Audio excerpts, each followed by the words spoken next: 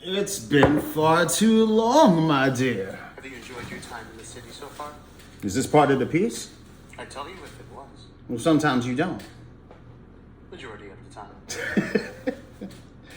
Well, Charlie, Franklin's has certainly seen better days, no doubt, but it's still cozy. Endearing. And if this wasn't for the piece? I'm here because I was paid to. That doesn't sound like the Conway Willis from 1957. That Conway Willis, dear, was far more cavalier about money. He thought only in the now, never once looking past that night's festivities. Why the change? Well, that was forced as well. You've never struck me as the type of guy to be pushed around. I'm also the type of guy you never thought could release Tangier Nights.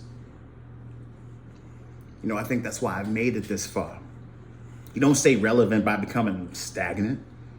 That holds true in life and art, both of which I found great success in. No one's taking that away from you. It's just curious that most of your catalog is reactionary. Well, is that not how art evolves? A reaction to the status quo?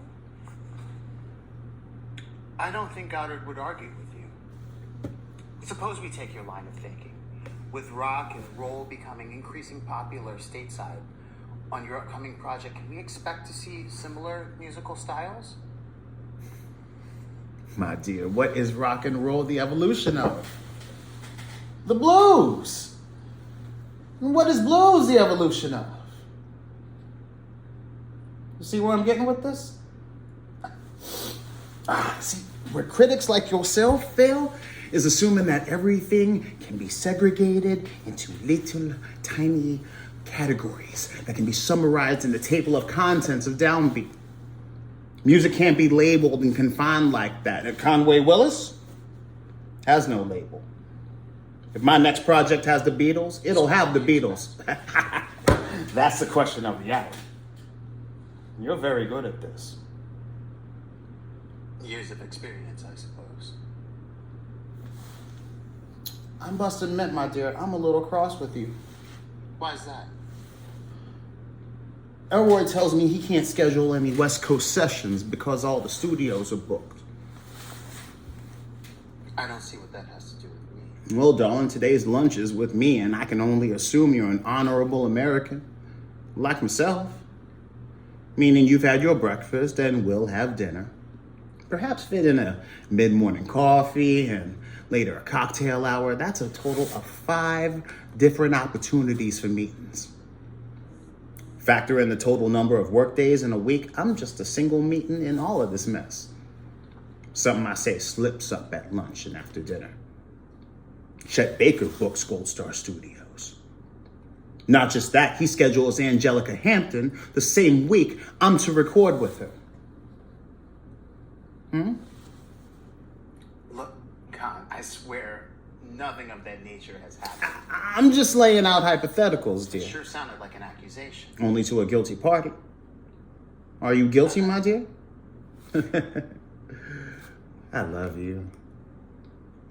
But you need to drink far more. Always so tight and strung up. Relax, darling, relax. I must be working you like a dog at Downbeat.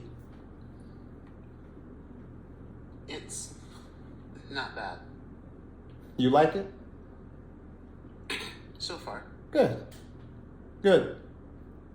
Any interesting stories so far?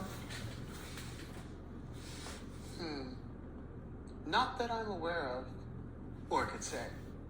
So you're not a guilty party. How about you? You recently got invited to Newport. Are you excited to be back? Excited would be an exaggeration. You've always been an esteemed guest. And don't feel like it this time. No, this feels much more like sympathy. We have a terrible set time on a terrible day. Are you gonna phone it in? The exact opposite. Ellroy and I are working on a new piece. It's an equivalent of a symphony, larger than anything I've done in the past. It's a musical trip.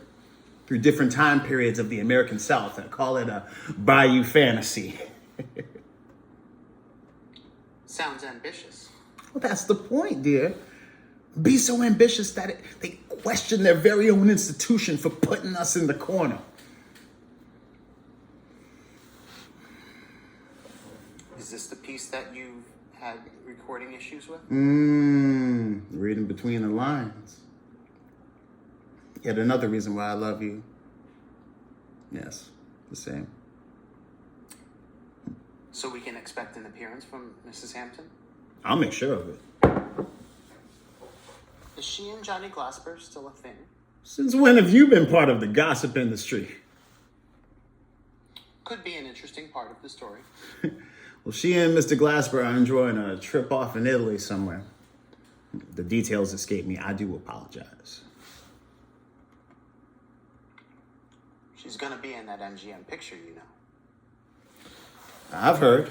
You don't sound too happy. Of course I am. It's just... she works best when she has a singular focus. When you give women an option, they'll always pick the most inconvenient one.